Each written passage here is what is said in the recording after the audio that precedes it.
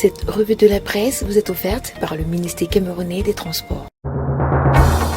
Chers conducteurs, l'excès de vitesse ou la vie, il faut choisir. L'inattention, l'imprudence, l'impatience ne vont pas avec le volant. Ceci est un message du ministère des Transports. Bonjour à tous et merci de nous écouter. La presse camerounaise de ce matin est fortement marquée par cet événement majeur, la visite du président Emmanuel Macron au Cameroun. Mais commençons ce matin avec l'hebdomadaire confidentiel qui parle plutôt de la chefferie de Mévia par Dizangué et titre « Passy Madeleine Makoumak, le choix de la communauté ». Dans une lettre du 21 juillet 2022 et envoyée au ministre de l'administration territoriale avec implication à la présidence de la République et au premier ministère, la notabilité coutumière de cette collectivité villageoise s'insurge contre les menaces portées à leurs filles par l'autorité préfectorale et rejette le chef de 3e degré choisi par l'administration. L'information ce matin, vous la retrouverez des pages 11 à 12. En petite une, on parle d'assassinat de Brian Boris Fomba. La famille demande des comptes. Et puis, Dr Noumessi, s'agissant de la médecine traditionnelle, l'État nous soutient beaucoup. L'hebdomadaire Kalara ce matin dans ses colonnes fait un déballage et nous renseigne que des patrons du ministère des Finances cités dans un scandale de mission fictive. Les noms de Paul Elonché, ancien ministre délégué, Monsieur Edou Allo et Félix Antoine Samba, le directeur général du budget et son prédécesseur, Monsieur Alain Didier Edouard et Monsieur Ebamvé, le secrétaire général et son dévancier, balancés par l'ancien chef de service des dépenses communes au cours de son audition devant le tribunal criminel spécial. Retrouvons également dans les colonnes de l'hebdomadaire ce matin une clarification. Le face-à-face entre un co-accusé de Vamoulké et l'avocat de la CRTV nous est présenté. Corporation, premier couac du règne du bâtonnier Mba, Eric Mba. Le journal Intégration ce matin titre « Héros africain, monstre, sacré de la guerre d'indépendance du Cameroun, Ruben Oumniobé en bleu, blanc, rouge. Bleu de colère, blanc de linceul et rouge de blanc. » Le journal Intégration nous amène ce matin sur les traces de Ruben Oumniobé, figure anti-française avant l'heure.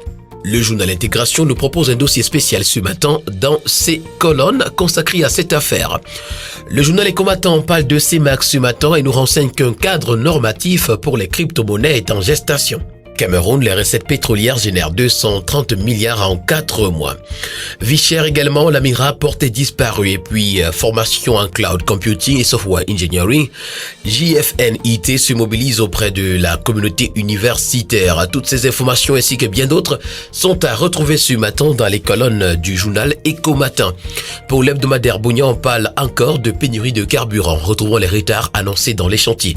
Selon les informations de l'hebdomadaire, la plupart des projets routiers ont observé un ralentissement de leurs activités.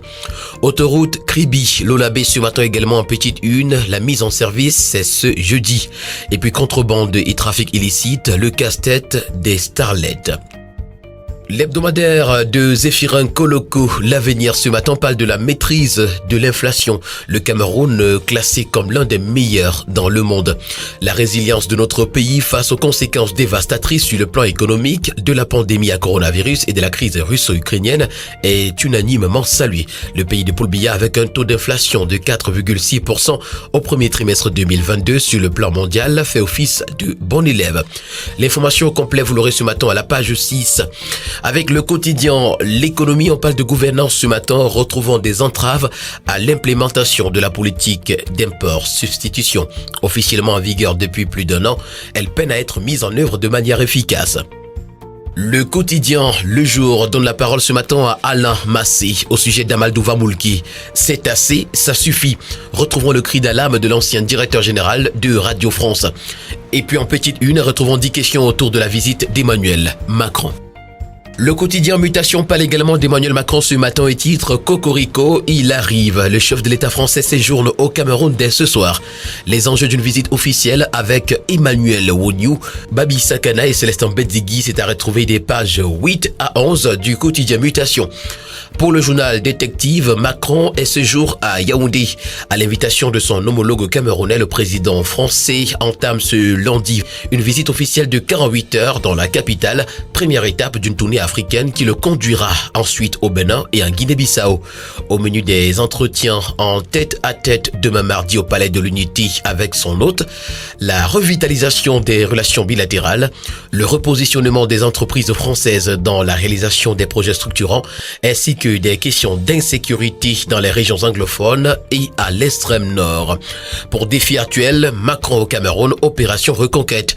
En séjour donc à Yaoundé dès ce lundi, le chef de l'État français veut renforcer la coopération bilatérale dans les domaines commerciaux et sécuritaires ainsi que dans le cadre des réponses à la crise alimentaire. Et puis Antoine Glacy de s'exprimer, la France a perdu sa position de partenaire privilégié du Cameroun. Le quotidien national bilingue Cameroun Tribune titre Cameroun-France, rendez-vous au sommet. Pour le journal Cameroun Tribune, la visite du président Macron au Cameroun est une occasion pour le journal de revisiter une coopération ancienne, dense et diversifiée entre les deux pays. L'éditorial, le dossier spécial et le programme officiel, c'est à retrouver des pages 2 à 13. Pour la nouvelle expression ce matin, Macron est interpellé. La nouvelle expression nous présente dans ses colonnes une lettre de réforme à M. Emmanuel Macron. Objet, restitution de notre patrimoine, fin de l'ingérence monétaire et nouvelles relations. C'est à retrouver des pages 8 à 9. La Voix du Centre qui en parle également titre Macron au Cameroun, pour quel but? On sait que le président français n'a jamais été tendre avec son homologue du Cameroun Paul Biya. Mais les deux pays entretiennent depuis belle lurette des relations de coopération. À l'occasion de l'arrivée de Macron ce jour, la rédaction de la Voix du Centre passe au peigne fin l'état des relations qui lie le Cameroun à la France. C'est à retrouver à la page 2. Pour le bi-hebdomadaire L'Anecdote, l'opposition est irrecevable à l'occasion de la visite officielle d'Emmanuel Macron. Le quotidien Singan parle de l'offensive de la diaspora positive, toujours à cette même occasion. Tandis qu'Emmanuel Macron est annoncé pour arriver au Cameroun, Yaoundé fait sa mue, nous renseigne ce matin le tri-hebdomadaire L'Œil du Sahel. Le bi-hebdomadaire L'Indépendant nous présente des dossiers secrets, toujours s'agissant de cette arrivée de Macron au Cameroun. D'ailleurs, une arrivée qui survient dans un contexte marqué par la montée en puissance d'un sentiment anti-français en Afrique, l'offensive russe au Cameroun, le nouvel ordre mondial résultant de la guerre russo-ukrainienne. Pour l'hebdomadaire Sans détour, Macron arrive en terrain miné. Et pour le quotidien de la santé, Éco-Santé, on parle de la coopération France-Cameroun. Les investissements de la France dans le secteur de la santé au Cameroun sont à retrouver. Terminons avec ces journaux qui parlent de la visite du président Macron au Cameroun avec le quotidien L'Info à chaud qui parle de coopération bilatérale et titre « La France partira et le Cameroun restera ». C'est à retrouver en page 3. Mesdames et messieurs, voilà qui met un terme à cette édition, la première sortie de cette semaine de la revue camerounaise de la presse. Merci d'avoir été à l'écoute et rendez-vous demain pour une nouvelle sortie. D'ici là, portez-vous bien. Bonne journée à tous.